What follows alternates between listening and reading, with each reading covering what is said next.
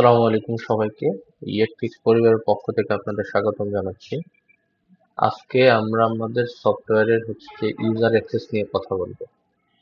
এই user access গুলা কারণ আমরা বলছি যে আপনি আমাদের সফটওয়্যার ইউজ করলে মাল্টিপল ইউজার অ্যাক্সেস তৈরি করতে পারবেন। এটা সবচেয়ে ভালো। এটা হচ্ছে যে আপনি চাইলে আপনার রিসেলার হোক, সাব রিসেলার হোক, আপনার কোনো এমপ্লয়ি ইন হাউস টিম, তাদেরকে ইউজার অ্যাক্সেস এর মাধ্যমে যে তাদেরকে আরেকটা পোর্টাল তৈরি করে দিতে পারে।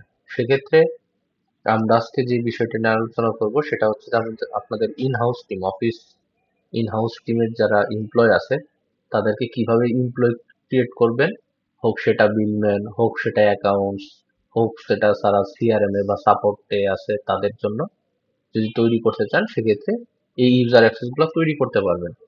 সেক্ষেত্রে আপনাকে যে জিনিসটা করতে হবে, সর্বপ্রথমই আমরা অ্যাডমিন সেকশনে যাব। অ্যাডমিন সেকশনে গিয়ে আপনারা সাপোজ আমরা একটা ইউজার তৈরি করব। হ্যাঁ, ইউজার তৈরি করার আগে হোক, সাপোজ ধরেন যে আপনার একজন বিলম্যান আর একজন সাপোর্ট ইঞ্জিনিয়ার দরকার। তো আমরা যে একটা ইউজার তৈরি করতে যাব, এই জন্য অ্যাড ইউজারে ক্লিক করব।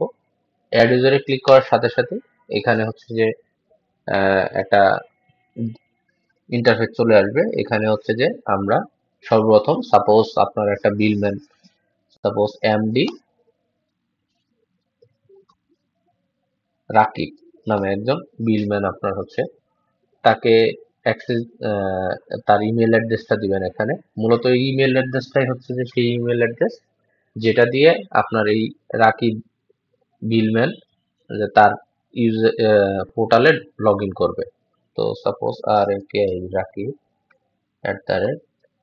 @gmail.com, তারপর পাসওয়ার্ড দিয়ে দিবেন 1 2 3 4 5 6 7 8, 1 2 3 4 5 6 7 8। কোম্পানির নাম আপনি আপনার কোম্পানি, যে কোম্পানি থাকবে সেই কোম্পানির নাম দিবেন। ইন্টারনেট, তার অ্যাকাউন্ট ইউজার এটা ইএস দিয়ে দিবেন। এটা করে সে তার বিলগুলো তুলতে পারবে। 017 দিয়ে আপনি এখানে বিলম্যান দিলেন। আরেকটা অপশন দিতে পারেন, এখানে সাপোর্টও দিতে পারেন। আপনার এখানে স্টাফ অনুযায়ী যে মাল্টি রোলও এখানে অ্যাসাইন করতে পারবেন। সাপোর্ট এক্সিকিউটিভ দিয়ে দিলেন, দিয়ে সেভ দিলেন।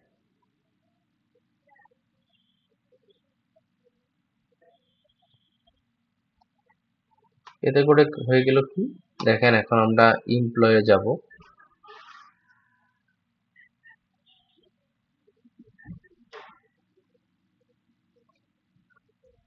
এমপ্লয় সেকশনে যাবেন, রাকিব নামে আপনার অলরেডি একজন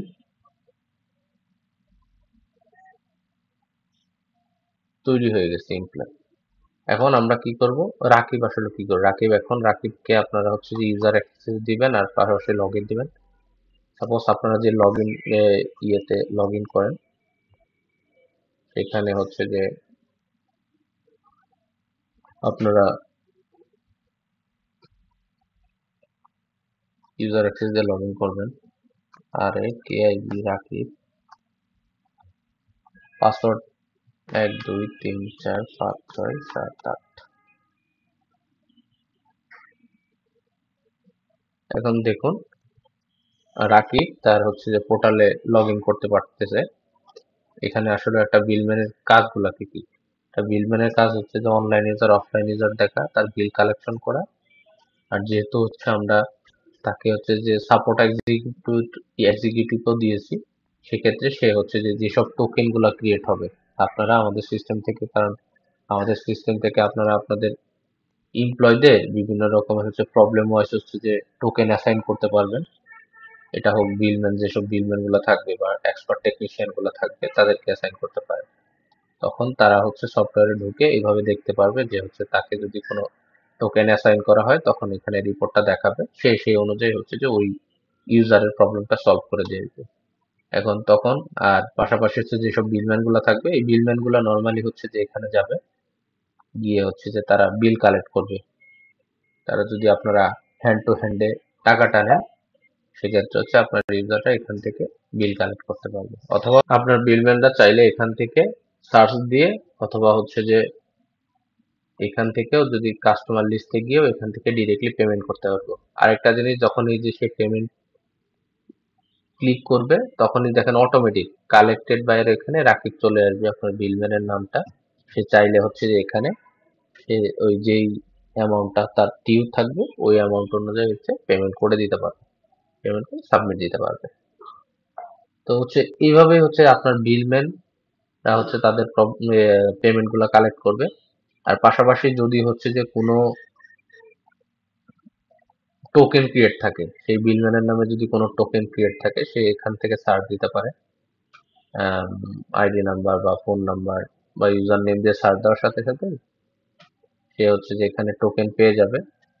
তারপরে হচ্ছে যে সে এখানে হচ্ছে যে অ্যাসাইনকৃত টোকেন যদি থাকে তার নামে, সে এখান থেকে সার্চ দিয়ে অলরেডি যদি তার নামে কোনো অ্যাসাইন করা থাকে সেই প্রবলেমগুলা সে এখানে দেখতে পারবে, প্লাস হচ্ছে সেটাকে ক্লোজ করতে পারবে। যেই প্রবলেমটা এইভাবে সলভ হবে সেইখান থেকে ক্লোজ করে দিলে অটোমেটিকলি হচ্ছে যে সেই প্রবলেমটা ক্লোজ হয়ে যাবে। এই হচ্ছে মোটামুটি হচ্ছে যে বিলম্যান এবং আপনাদের যারা সাপোর্ট ইঞ্জিনিয়ার থাকবে তাদেরকে যদি পোর্টাল তৈরি করে দেন, এইভাবে হচ্ছে মূলত হচ্ছে যে অপারেশনটা হয়। আশা করি বুঝতে পেরেছেন।